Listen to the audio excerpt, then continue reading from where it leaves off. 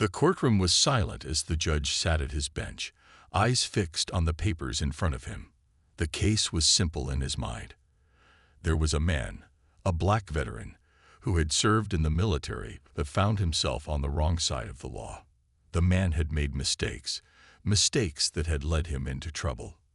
He had spent years trying to turn his life around, but the judge believed in following the law strictly. He didn't believe in second chances for someone who had broken the rules. The veteran's name was Marcus. He had fought in wars overseas, doing what he thought was right, serving his country with honor. But somewhere along the way, his life had taken a turn. After returning home, the struggles of everyday life, the trauma from his time in the military, and a lack of support caused him to make some poor choices. He ended up in prison, paying the price for his mistakes. But Marcus wasn't the same man anymore. He had worked hard, spent years in prison trying to better himself. He took classes, helped fellow inmates, and slowly rebuilt his life. He was no longer the angry, lost young man who had gone into the military. He was determined to be someone better. He applied for clemency, hoping for a chance to prove that he had changed, that he could contribute to society in a positive way. His defense team made the case that Marcus deserved another chance. They spoke of his time in the military, how he had been a hero overseas, and how he had learned from his past mistakes. They argued that Marcus was no longer a danger to society, that he was now someone who could help others, someone who deserved to live the rest of his life in peace. But the judge wasn't moved. He sat in his high seat, his face stern. To him, the law was clear. There were rules, and breaking them meant consequences. He couldn't let emotions cloud his judgment. Marcus might have served his country, but he had also committed crimes that couldn't be ignored. The judge denied clemency, and Marcus was left with no hope. Marcus sat quietly, the weight of the decision settling over him. He didn't show anger or disappointment. Instead, he simply nodded and stood up, leaving the courtroom without a word. His future had just been sealed, and it seemed like there was no way out. But little did the judge know, his decision would soon come back to him in a way he never expected. After the ruling, the judge, Judge Anderson, went about his day just like any other. He walked out of the courtroom, his mind already on the next case. He had seen so many stories, so many lives come and go in his courtroom. Each decision he made, whether big or small, felt like just another piece of the puzzle. He was respected, known for being tough but fair, someone who never wavered when it came to the law. Judge Anderson lived alone in a modest home just outside the city. His days were spent reviewing cases, meeting with colleagues, and making sure his court ran smoothly. He never questioned his decisions. To him, the law was black and white, and emotions had no place in the courtroom. When people came before him, they were not individuals with complicated histories. They were simply names on a page, cases to be decided. He would often go for walks in the evening, trying to clear his mind after long days of work.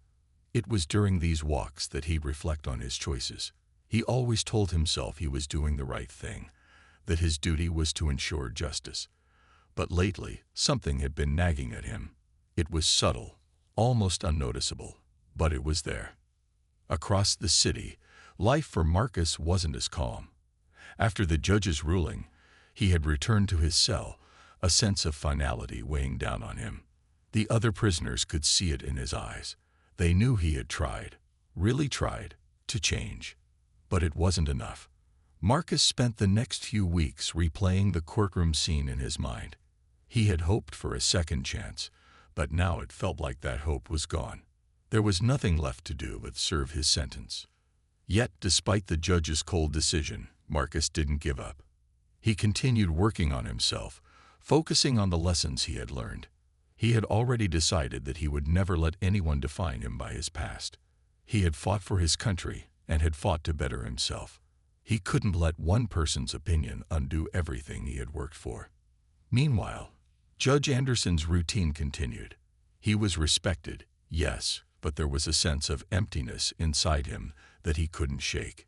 He often found himself thinking about the many faces that passed through his courtroom.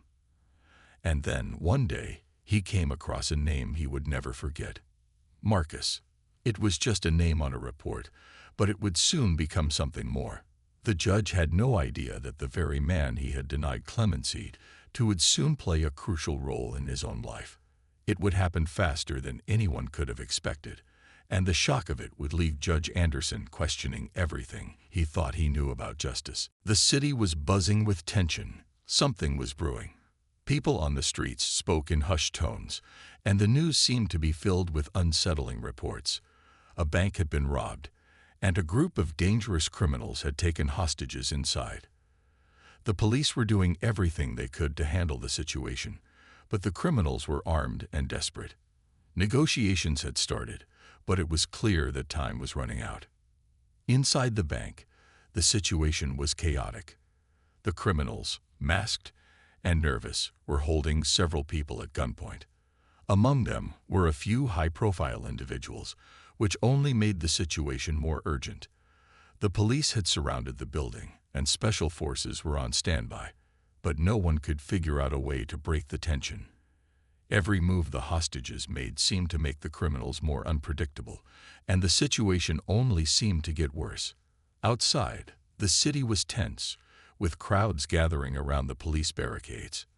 News crews had set up, and helicopters hovered overhead, broadcasting the crisis to the entire world. It was the kind of story that would dominate the news cycle for days. But no one knew that one of the people involved wasn't just an innocent bystander. He was someone who had the skills to change everything. Marcus, the black veteran, was working nearby that day. He had a security job at a building across the street from the bank, and when the crisis began, he knew something was wrong. His instincts kicked in immediately. He had been trained for situations like this during his time in the military. His years of service had prepared him for moments of danger, for decisions that had to be made in the blink of an eye. It was one of those moments now. When the news reports started talking about the hostages, Marcus couldn't stand idly by. He knew the police were doing their best, but he also knew that time was against them. Every minute that passed meant more risk for the hostages. Without thinking twice, he decided to act. He grabbed his security equipment, called his supervisor to inform them, and headed toward the bank. His training kicked in. He had learned how to stay calm under pressure, to think strategically, and to control situations where others might panic. As he neared the bank, he could see the police vehicles, the flashing lights, and the chaos surrounding the area. The sound of sirens filled the air, but it was the feeling in his gut that told him this was more than just a simple robbery. This was a crisis that needed someone who wasn't afraid to take action. Marcus quickly assessed the situation from a distance. The criminals were getting more agitated, and there was a sense of urgency in their movements. He couldn't wait for the police to make a move. It was clear to him that he had to do something, and he had to do it now. With a deep breath, Marcus stepped into the unknown, determined to use his military experience to save lives. As Marcus neared the bank, he felt a rush of adrenaline. His military training had prepared him for moments like this, but this was different. This wasn't a battlefield or a mission in a foreign land. This was real life. People's lives were at risk, and Marcus was the one who could help. He wasn't a hero in his own eyes, just someone who couldn't stand by while others suffered. He knew he had to act. The police were trying to negotiate with the criminals inside the bank, but from what Marcus could see, it wasn't working. The criminals were getting more agitated by the minute. They were nervous, their hands shaking, but their weapons were steady, and they weren't afraid to use them. The hostages were huddled together, their faces pale with fear, looking at the door, hoping for a rescue that seemed unlikely. Marcus stayed low, his heart pounding in his chest as he moved through the crowd of police officers and news crews. He didn't want to draw attention to himself, not yet. He knew he had to find a way inside the bank, but first, he needed to get past the police barricades. He approached a police officer near the perimeter and quickly explained that he had experience in hostage situations. The officer eyed him with suspicion at first, but seeing Marcus's calm demeanor, decided to give him a chance. "We don't have time for this," the officer muttered, looking over at the chaos unfolding. "What do you suggest?" Marcus didn't hesitate. "I'll get inside, find a way to reach the hostages, and try to disarm the criminals. You focus on the front. I'll do the rest." The officer seemed unsure, but with the situation growing more desperate by the minute, he agreed. "All right, but you're on your own. Stay sharp." Marcus moved quickly, his training guiding him every step of the way. He knew that time was running out. The longer the criminals were in control, the more dangerous things would become. As he approached the back entrance of the bank, he could hear the raised voices of the criminals, their demands growing louder. He took a deep breath, checking his security equipment one last time. He wasn't expecting an easy path. Inside, he knew he'd have to think on his feet. Every move he made would need to be precise, calculated. This wasn't just about saving the hostages. It was about making sure no one else got hurt. With one last glance at the chaotic scene outside, Marcus pushed open the back door and slipped inside. It was now or never. He was in. He had no choice but to move forward. Inside the bank, the air was thick with tension. Marcus moved quietly through the back hallways, his senses on high alert. Every creak of the floorboards under his boots made his heart race, but he pushed the fear aside. This was his moment to make a difference. He could hear the criminals' voices ahead, loud and angry, full of fear and desperation. The hostages were likely still huddled together, waiting for someone to save them. He moved cautiously, checking each corner before advancing. His military training had taught him to remain calm in the face of danger, to think critically even when everything around him was chaotic. But as he inched closer to the main room, the adrenaline kicked in once more. He knew the risks, knew that if he wasn't careful, this could all end in disaster. But there was no turning back now. He stopped at the entrance to the main room and peeked around the corner. Through a narrow gap, he could see the criminals. There were 3 of them, each holding a weapon and looking increasingly agitated. They were shouting at the hostages, demanding money, but it was clear they were losing control. Their nerves were fraying. The hostages were terrified, frozen in place, their eyes darting around, waiting for an opportunity to escape. Marcus's mind raced. He had to act fast. If he waited too long, the criminals might snap, and the situation could turn deadly. But rushing in without a plan could lead to disaster too. He needed a distraction, something to get the criminals' attention away from the hostages. Then he could make his move. He spotted a fire alarm near the ceiling and quickly formulated a plan. If he could set it off, the loud noise would distract the criminals just long enough for him to get closer. He couldn't do it from here, though. He'd have to get closer to the center of the room.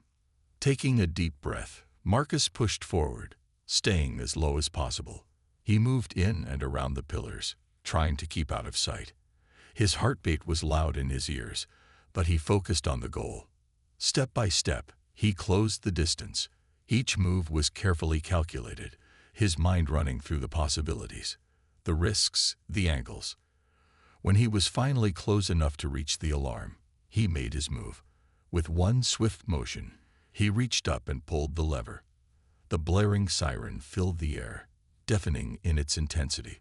The criminals jumped, startled by the noise. Their eyes darted to the ceiling, confused and thrown off balance. The distraction worked, just as Marcus had hoped. With the criminals distracted, Marcus made his way quickly toward the hostages. He didn't have much time, but this was his chance. The hostages were still cowering, but as they saw Marcus move toward them, they began to realize that help had arrived. There was hope now. Marcus reached them, signaling for them to stay quiet and follow his lead. Every second counted. As the criminals started to regain their focus, Marcus knew the next move would be the most dangerous yet. He wasn't out of danger yet, but for the first time, he could see a way out. The blaring sound of the fire alarm echoed throughout the bank, and Marcus could feel his heart racing as the criminal's attention was momentarily diverted. He didn't waste a second. He moved quickly and quietly toward the hostages, trying to keep the noise to a minimum. The criminals were disoriented, their eyes darting around in confusion, unsure of what was happening. It was the perfect opportunity to get the hostages to safety, but Marcus knew the danger wasn't over yet. He gestured for the hostages to stay low and follow him. They hesitated for a moment, fear still evident in their eyes, but they trusted him. Slowly, one by one, they began to move, crouching low to the ground.